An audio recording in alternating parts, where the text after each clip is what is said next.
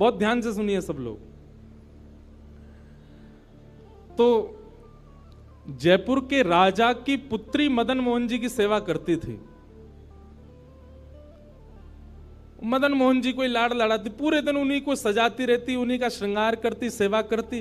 राजा स्वयं गोविंद देव जी की सेवा करते और उनकी जो पत्नी थी वो गोपीनाथ जी की, मतलब पूरा परिवार ही तीनों ठाकुर की सेवा करते थे। अलग अलग भवन में, अलग अलग महलों में ठाकुर जी विराजते थे। तो राजा की पुत्री का विवाह हुआ करौली राजस्थान में, जहां मदन मोहन जी अभी विराजते हैं। तो राजा की पुत्री का जब विवाह हुआ तो पुत्री से राजा ने कहा, बिटिया ये बताओ तुम्हारा विवाह है, तुमको हम दहेज में क्या दें? वैसे तो हमने सब दिया, लेकिन फिर भी तुम्हारी कोई इच्छा हो तो मांगो। उसने कहा, पिताजी मुझे सबसे ज्यादा प्रेम श्री मदन मोहन जी से है। आप माता जी और पूरा परिवार गोविंद देव जी गोपीनाथ जी की सेवा किया करो। मदन मोहन जी को मैं ले जाऊं अपने साथ, अपने ससुराल में इनकी सेवा करूंगी। बड़ी अच्छी कथा है, ध्यान से सुनना। राजा रोने लगा, अपनी पुत्री के चरणों में सिर झुका के बोला, मुझे क्षमा कर दे पुत्री, तू जो मांगेगी सो दूंगा, पर ये मेरे हृदय है, मैं इनको नहीं दे सकता। मैं वृंदावन से मुगलों से बचा करके इनको लेके आया हूं। वैसे तो ठाकुर जी को बचने की कोई आवश्यकता नहीं, ठाकुर जी कृपा करके आए हैं जयपुर में राजा के ऊपर, पर इनको देख करके मेरे प्राण बचते हैं। तू जो मांगेगी सो दे दूंगा। पर मदन मोहन जी बोले, पिताजी गोविंद देव जी गोपीनाथ जी हैं ना आपके पास में, मदन एक ठाकुर जी मुझको दे दो। यहां राजा की जिद हो गई, नहीं दूंगा। पुत्री की जिद हो गई कि मुझे तो चाहिए, नहीं तो मैं विदाई नहीं होंगी। राजा की पत्नी ने भी कहा, अब इतनी कह रही है तो आप दे दीजिए ना, हमारे पास 2 ठाकुर हैं, इनकी सेवा हम करेंगे विस्तार से। और वैसे भी मदन मोहन जी की पूरी सेवा बचपन से उसने ही की है। तो राजा ने एक प्रस्ताव रखा। बोले, अच्छा पुत्री एक काम करते हैं। बोले, क्या? मैं तेरी आंख पे पट्टी बांधूंगा और आंख पे पट्टी बांध करके मदन मोहन जी जैसे 7 स्वरूप तेरे सामने खड़ा करूंगा, जिनमें से 6 स्वरूप जो होंगे वो मैं बनवाऊंगा और 1 स्वरूप वास्तविक मदन मोहन जी होंगे। आंख पे पट्टी बांध करके तुझे स्पर्श करके अगर तूने असली मदन मोहन जी को पहचान लिया तो मैं ये मान जाऊंगा कि तू नहीं, ठाकुर जी तेरे संग जाना चाहते हैं। ठाकुर जी की इच्छा पता चल जाएगी। तो राजकुमारी बोली, ठीक है, आप ये प्रयोजन कीजिए। राजा ने महाराज कारीगरों को बुलवाया और मदन मोहन जी के डिट्टो कॉपी 6 स्वरूप बनवाए और 6 स्वरूप बनवा करके मदन मोहन जी सहित 7 स्वरूपों को खड़ा किया। पुत्री के आंख पर पट्टी बांध दी, एक जैसा इत्र, एक जैसी पोशाक, एक जैसा मुकुट, एक जैसा श्रृंगार, सब कुछ बिल्कुल एक जैसा। और कहा, पुत्री अब तू इनमें से जो 7 में से पहचान लेगी, अगर असली तेने पहचान लिए तो मैं तेरे संग भेज दूंगा। उसने हाँ तो बोल दिया, लेकिन वो कांपने लगी, घबराने लगी। जैसे ही उसने नेत्रबंद किए तो कथा ऐसी है कि वो रात्रि में जब सोई, अगले दिन परीक्षण होना था, तो रात्रि में जब सोई तो बहुत रोई और ठाकुर जी से कहने लगी, नाथ मैं आपसे बहुत प्रेम करती हूं, मैं आपके बगैर नहीं रह सकती, पर मेरे पिताजी की बहुत जिद है। अब कहीं मैं आपको नहीं पहचान पाई, मेरे तो प्राण ही निकल जाएंगे, विदा होना तो बहुत दूर की बात है।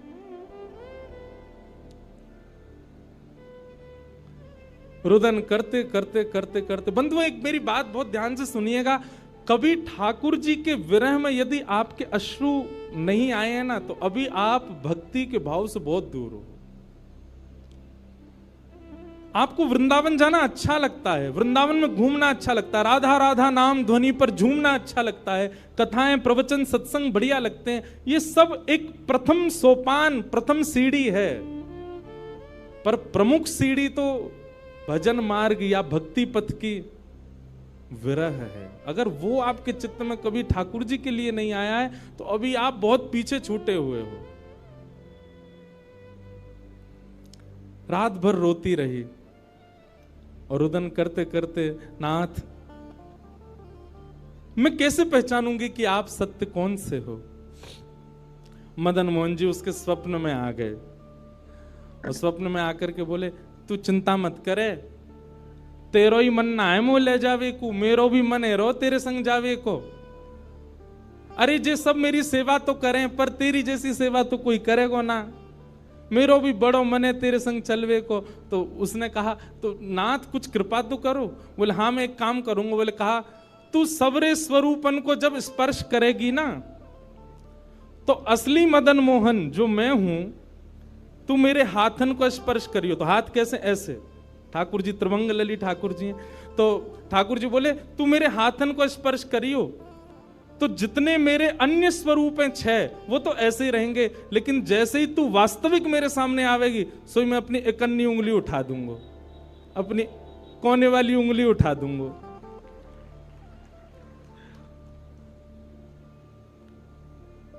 ठाकुर जी कितना प्रेम करते हैं अपने भक्त से। ठाकुर जी बोले मैं अपनी इकन्नी उंगली उठा दूंगा और तू स्पर्श करती करती मेरी जैसे इकन्नी उंगली उठे, वाकू पकड़ लियो और तुरंत पिताजी से कह दियो, जय रे मदन मोहन जी, मैं चल दूंगा तेरे संग। अब तो दूसरे दिन वो पिताजी के पास गए, पिताजी जल्दी करिए, कब चलना है, कब? बोले तुझे तो इतना विश्वास है जैसे तू वास्तविक में मदन मोहन जी को ले ही जाएगी, लेकिन बिटिया तू भी याद रखियो, मैंने ऐसे स्वरूप बनवाए कि कोई बता ही नहीं सकता कि असली मदन मोहन कौन से। बोले पिताजी आप सन्मुख पधराओ। तो महाराज भीड़ लग गई देखने वालों की, पूरा राजभवन इकट्ठा हो गया जयपुर का। 7 स्वरूप विराजमान हुए। पुत्री के आंख पर अभी विवाह हुआ, उसका विदाई नहीं हुई है, आंख पर पट्टी बांध करके और कहा जाओ, अगर मदन मोहन जी की इच्छा होगी तो तू ढूंढ ले। अब मदन मोहन जी तो पहले ही बता चुके हैं, ऐसे मिलूंगा। जैसे मानो टीचर पहले ही एग्जाम पेपर लीक कर दे, ये क्वेश्चन आने वाले, तैयार कर आना। उसने जाकर के जैसे स्वरूप स्पर्श करने प्रारंभ किए, पहला बोले ये नहीं है, दूसरा स्पर्श किया, ये भी नहीं है। ठाकुर जी खड़े थे 5वीं पंक्ति में, 5वें वाले थे। तीसरे स्पर्श किए, बोले ये भी नहीं है। चौथे किए, बोले ये भी नहीं है। जैसे ही 5वें का स्पर्श किया और मुखमंडल का स्पर्श किया, गले का स्पर्श किया, वक्ष का स्पर्श कर, जैसे ही ठाकुर जी की भुजा पकड़ी, सो ठाकुर जी ने अपनी इकन्नी उंगली हिला दी। और जैसे ही इकन्नी उंगली हिलाई, उसने तो, पिताजी यही है मदन मोहन जी। आहा, राजा के तो नेत्रों से आंसू गिर गए, चरणों में गिर गए, उठ करके अपनी बिटिया को गले से लगा लिया, कान में बोले बोले मैंने इकन्नी उंगली हिलते हुए देख ली। मुझे ये बात पता चल गई है कि भैया तेरी जिद नहीं है इनको ले जाने की, इनकी भी जिद है तेरे संग जाने की। और महाराज गाजे बाजे रथ में आरूढ़ करके श्री मदन मोहन लाल जी करौली राजस्थान को प्रस्थान किए। बोलो मदन मोहन लाल की।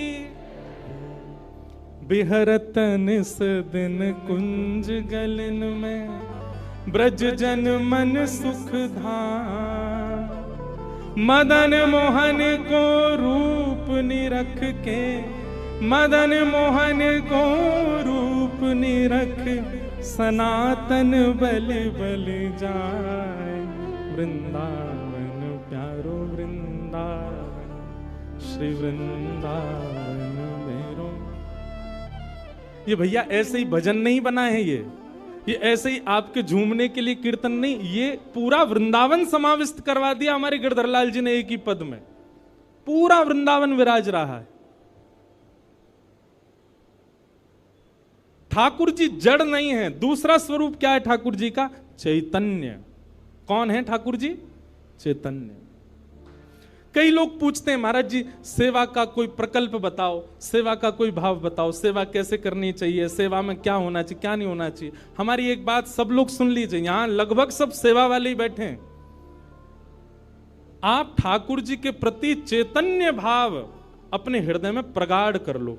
चैतन्य भाव प्रगाढ़ मतलब ये कोई पाषाण नहीं है, ये कोई प्रतिमा नहीं है, ये कोई धातु नहीं है। साक्षात वृंदावन चंद मेरे घर पे विराज रहे हैं, ये विश्वास आप अपने चित्त में प्रगाढ़ कर लीजिए। बस आपके जिस दिन ये विश्वास प्रगाढ़ हो गया, अपने आप आपको सेवा सीखनी, किसी से पूछनी नहीं, अपने आप करने लग जाओगे।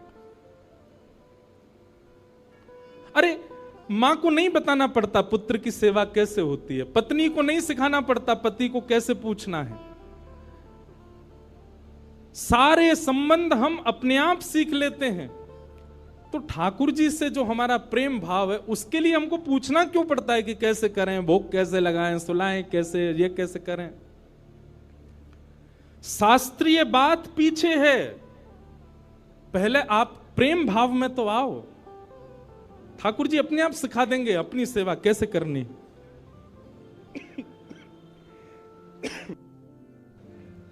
प्रेम भाव, उनके प्रति पाषाण की बुद्धि मत रखो, चैतन्य भाव रखो।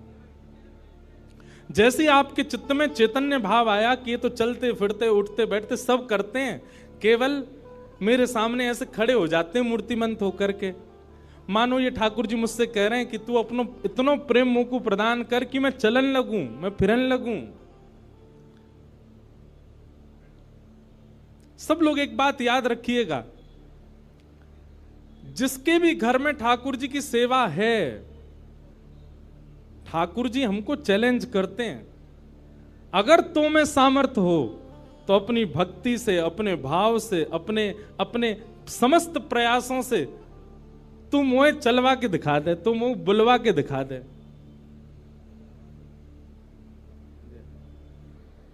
बोलो गंगा मैया की जय। वापस प्रस्थान कर जाओ। महाराज जी हरिद्वार को प्रस्थान कर रहे हैं, महाराज जी के श्री चरणों में बार। हाँ आऊंगा महाराज जी, मैं दिसंबर में आऊंगा जल्दी। बोलो गंगा मैया की जय। मैं क्या कह रहा था, ठाकुर जी हम आप सबको एक चैलेंज देके रखें कि तो में यदि सामर्थ्य हो, मुझे बुलवा के दिखाए दे, मुझे चलवा के दिखाए दे, मुझसे कोई लीला करवा के दिखा दे। मैं तो ऐसे ही बैठा रहूंगा लड्डू गोपाल बने, तेरे प्रेम में सामर्थ्य हो तो तू करवाए ले। जिस दिन ठाकुर जी हमारे घर आ जाते हैं, उसी दिन से हमारी एक चैलेंज हमारे ऊपर आ जाता है, हम में सामर्थ्य हो, ठाकुर जी बोल के दिखा दें, ठाकुर जी कुछ करके दिखाएं। लेकिन हमको भी संतुष्टि है, ऐसे हैं तो ऐसे ही बैठे रहें, हमको लगता है ऐसे ही रहें, इससे ज्यादा कुछ करें नहीं। इसलिए ठाकुर जी को भी लगता है जब इसके चित्त में ही भाव नहीं है तो मैं और लीला क्यों ही करूं। चैतन्य भाव चित्त में लाओ। जैसे एक बालक जन्म लेता है तो मां और पिता प्रतीक्षा करते हैं, अब ये कब बोलेगा, मां कब बोलेगा, पापा कब बोलेगा, ये चलना कब सीखेगा, ये स्कूल कैसे जाएगा, ये बड़ा होकर के जॉब करेगा, बिजनेस आदि आदि सब भाव। ऐसे एक सेवक साधक के चित्त में भी अपने ठाकुर जी के प्रति भावना होनी चाहिए, ये बोलेंगे कब। हम एक बधाई गाते हैं ना नंदोत्सव में, उस बधाई में एक पंक्ति गाते हैं, धन्य घड़ी जब होए यशोदा मैया कह के बोले, नूपुर बांध दो चरणन में घुट मन डोले, नूपुर बांध दो चरणन में घुट मन डोले, पकड़े बाबा की उंगरिया तेरो ललना जुग जुग जीवेरी यशोदा मैया तेरो ललना। स्वामी जी हरिदास जी जब सेवा करते थे ना, तो ठाकुर जी बिहारी जी ऐसे ही नहीं रहते थे जैसे हमको दिख रहे हैं। स्वामी जी जैसे ही कपाट करते थे, सोई बिहारी जी बैठ जाते थे, बंसी वंसी सब नीचे करके हाथ सीधे कर लेते। मैं तो हार गयो पूरे दिन खड़े खड़े। स्वामी जी तुम बार बार पर्दा करते रहे करो, इसीलिए बिहारी जी में बार बार पर्दा आता। क्यों? ठाकुर जी उतनी देर बैठ लेते हैं, क्यों? खड़े खड़े थक गए। बहुत भाव है पर्दा के, पर एक भाव यह भी है। तो स्वामी जी को अनुभव होता है, तो इसका मतलब क्या है? ठाकुर जी लीला करते हैं, पर अब क्यों नहीं कर रहे? हमारे भीतर स्वामी जी जैसा भाव नहीं है। श्री हरिराम व्यास जी के विराज रहे ठाकुर जी बाबा के ठीक पीछे, जुगल किशोर जी। मुंह को तो रूप देख के ही पता चल जाए कौन से ठाकुर जी हैं। जुगल किशोर जी, इनके चरित्र में आता है कि एक बार कोई साधक वंशी दे गया, और वंशी देख करके बोला हरिराम व्यास जी जुगल किशोर जी को वंशी पधरा देना, नई सोने की वंशी है। तो आपने श्रृंगार करके जैसे ही वंशी ठाकुर जी के हाथ ऐसे ही रहते हैं, तो वंशी पोली उसमें जैसे ही प्रवेश कराई, ठाकुर जी के हाथ का जो छिद्र है वो छोटा पड़ गया, वंशी बड़ी, लेकिन ज्यादा बड़ी नहीं, नेक बड़ी, नेक। तो व्यास जी ने थोड़ा श्रम किया, थोड़ा जोर लगाया कि वंशी कैसे वो भीतर जाए। तो जैसे ही जोर लगाया, ठाकुर जी का हाथ छिल गया और वहां से रक्त निकलने लगा, श्री जुगल किशोर जी के। हरिराम व्यास जी ने जैसे ही रक्त देखा, मूर्छित होकर गिर पड़े वहीं पर। और जब होश में आए तो अपने पुत्र को सेवा दे दी और कहा मैंने ठाकुर जी को श्रमित कराया है, अब मैं अपने आप को दंड दूंगा। तो क्या दंड दिया? सूर्य उदय से सूर्यास्त तक वृंदावन की परिक्रमा ही लगाते रहते थे, ये दंड दिया उन्होंने खुद को। पहला दिन था दंड का। एक बात सुनिएगा, इन आचार्यों के चरित्र से ना कुछ कुछ सीखा कीजिए। आपकी सेवा में आपसे कोई अपराध बनता है, आपसे कोई गलती हो जाती है, आपसे कोई दोष बन जाता है, तो उसके लिए आप जाकर के पूछते हैं हमसे अपराध हो गया, हम क्या करें? पूछिए मत, स्वयं को अपने आप ही दंड उत्सव मना लीजिए। और दंड उत्सव क्या है? तुरंत वृंदावन जाओ, एक परिक्रमा लगाओ, किसी वैष्णव को प्रसाद पवाओ, ब्रजवासी को कुछ दे करके उनको प्रसन्न करके आओ। यही दंड है वैष्णव अपराध का, भगवत अपराध का। तो श्री हरिराम व्यास जी वृंदावन में भ्रमण करते रहे, परिक्रमा लगाते रहे। परिक्रमा करके रात्रि में जैसे ही लौट करके आए, बहुत सावधानी से सुनो, तो शयन का दर्शन करने जब गए तो शयन के दर्शन में आपने क्या देखा कि जुगल किशोर जी ने स्वर्ण की वंशी धारण कर रखी, वही वंशी जो सुबह वो पधराना चाह रहे थे। उन्होंने अपने पुत्र को बुलाया, पुत्र को बुला के बोले ये वंशी सुबह ठाकुर जी के हाथ में नहीं आ रही थी, अभी कैसे धारण हो गई? बोले पता नहीं पिताजी, आप तो चले गए थे, मैंने वंशी उठा करके धारण कराई, ठाकुर जी ने धारण कर ली। हरिराम व्यास जी ने जैसे ही वंशी निकाल करके देखी तो क्या पाया? ठाकुर जी ने अपना हाथ ही बड़ा कर लिया वंशी धारण करने के लिए, उनके लिए। अब ताली से काम नहीं चले, हमारे ठाकुर जी करते हैं ऐसे? क्यों नहीं करते? और हम संतुष्ट क्यों हो जाते हैं? जैसी सेवा है उससे हमको प्रसन्नता क्यों हो जाती है? नहीं। ये इस बात का प्रमाण है कि कहीं ना कहीं हमारी भक्ति में, हमारे भाव में, हमारे प्रेम में अभी वो स्तर नहीं आया कि ठाकुर जी उसको स्वीकार कर लें। इसलिए भैया, सबसे पहली बात भक्ति में, सेवा में सबसे पहला प्रकार, ठाकुर जी को आप चैतन्य मानो। वो जड़ नहीं है, वो पीतल के नहीं है, वो अष्टधातु के नहीं है, वो मार्बल के नहीं है, वो साक्षात ठाकुर जी हैं, वो साक्षात चैतन्य है। उनके प्रति चैतन्य बुद्धि आपने धारण कर ली, अपने आप ठाकुर जी अपने आप लीलाएं कराना प्रारंभ कर देंगे। मुझको राधा रमण कर दो वैसा, मुझको राधा, नित्य की प्रार्थना होनी चाहिए ठाकुर जी से। रटू में तेरा नाम यूं आठों याम, रटू में तेरा यूं आठों याम, रटू में तेरा नाम यूं आठों याम,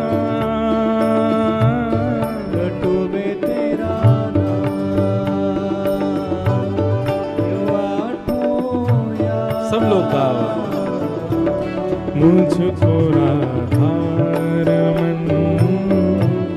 कर दो ऐसा मगन, मुझको कर दो ऐसा। हो करुणा निधान मुझ पे कृपा कर रीझिए, करुणा निधान मुझ पे कृपा कर रीझिए, करुणा निधान मुझ पे कृपा कर रीझिए, करुणा निधान मुझ पे कृपा कर रीझिए,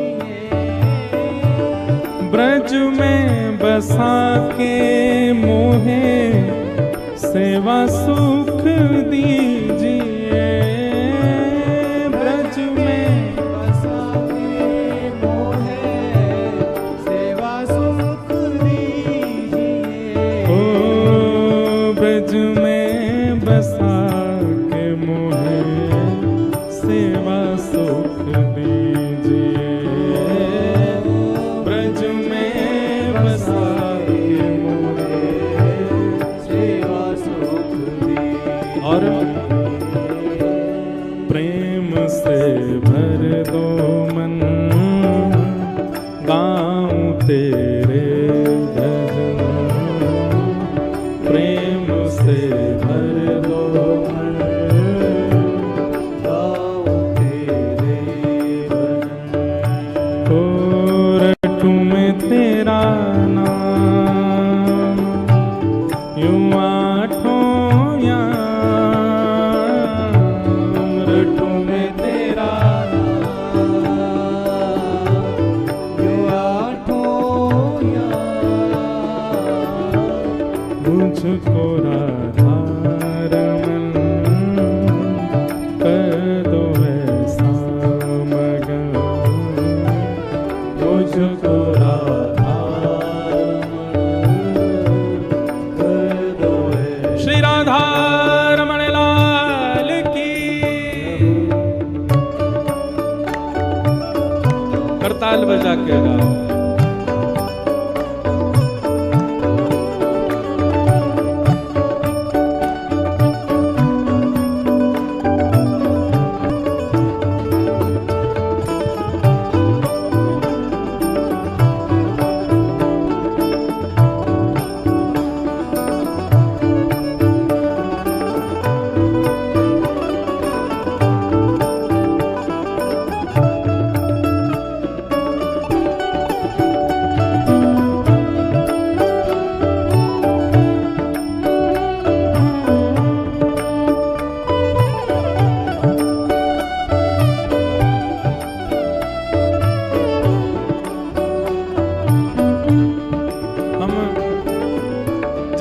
पर चर्चा कर रहे हैं कि ठाकुर जी को चैतन्य मानो, वे पाषाण नहीं है, वे पाषाण तो हमारे लिए बन करके खड़े हैं कि तू अपने प्रेम से मुझे चैतन्य बना, वो चैतन्य ही हैं।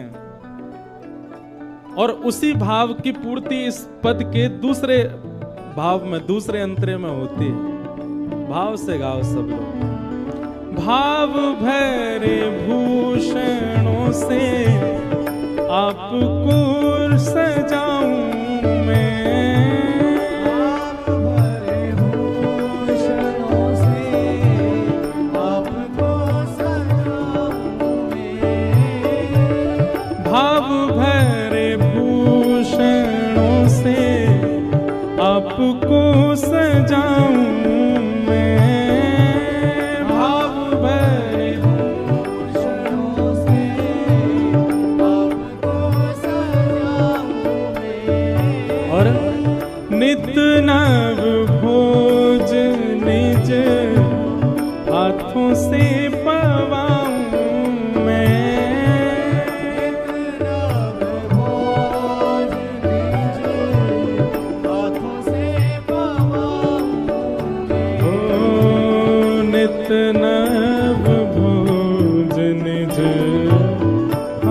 हाथों से पवाऊं मैं, इतना भोज दीजिए हाथों से पवाऊं। भैया हम सबके लाल जी पूरे दिना खड़े रहे और कोई के लड्डू गोपाल हैं तो पूरे दिना बैठे रहे, उनके पामन में दर्द ना हो तो ऐसी भावना हमारे चित्त में नहीं आती कभी। नित्य की सेवा में एक काम किया कीजिए, रोज रात्रि अपने ठाकुर जी के चरण जरूर दबाया कीजिए। सिंथेटिक नहीं पर असली वाला इत्र मंगाइए, थोड़ा महंगा आएगा, मंगवाओ ठाकुर जी की सेवा के लिए, और चरणों में इत्र लगा करके और फिर बड़े धीमे धीमे उंगलियों से। अच्छा एक बात और है, हमारे पुष्टि मार्ग के आचार्य कहते हैं ठाकुर जी की सेवा में अंगूठा का प्रयोग नहीं होना चाहिए। क्यों? कहीं भी जोर लगाना होता है हम अंगूठा का ही प्रयोग करते हैं। ठाकुर जी की सेवा में अगर आप अंगूठा लगाते हो ठाकुर जी को पीड़ा होती होगी, लग जाती होगी, इसलिए उंगलियों से सेवा का ही निधान होना चाहिए। कहीं उठा करके भी रखें तो अंगूठा से ठाकुर जी को बड़े आराम से स्पर्श करना चाहिए। शास्त्र हमारे आचार्य तो ऐसा कहते हैं कि अगर आपने अंगूठा का प्रयोग किया भी है तो श्रृंगार के बाद ठाकुर जी का एक अलग से भोग लगाओ। किस बात का? श्रम भोग। ठाकुर जी आपको दर्द हो गया होगा, हमने अंगूठा से दबाया आपको, इसलिए मंदिरों में श्रम भोग आता है। बेचारो बहुत हमारो ठाकुर वृंदावन को बड़ो हल्को सो, नेक में हार जाए, नेक जोर से सर दबाए दो, हाथ दबाए दो, पांव दबाए, थक जाए इतने में तो श्रम भोग लाओ। नित्य रात्रि में ठाकुर जी को शयन से पहले चरणों में इत्र जरूर सेवा किया करो। श्रृंगार कोई कर जाए, भोग कोई बनावे, पर रात्रि शयन तो सेवक को स्वयं कराने चाहिए। दाबु तुमरे चरण करो जब तुम शयन,